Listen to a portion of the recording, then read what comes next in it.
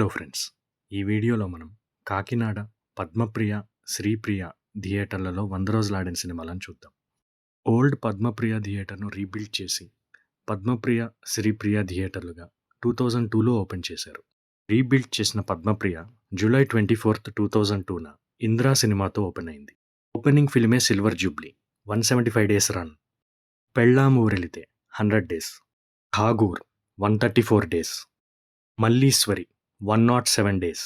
Chhatrapati, happy, Stalin, Desamuduru, Chirutha, Parugu, Race Gurram.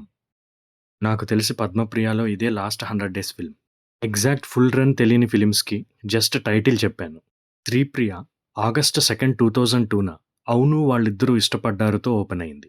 Opening ఫిల్మే 100 days పైన ఆడింది. 133 days run.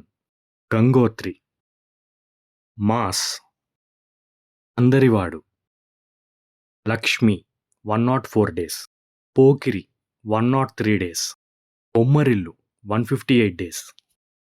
Happy days, Jalsa, Magadheera, Arya 2, Brindavanam, Gabbar Singh, Attarintiki దారేది.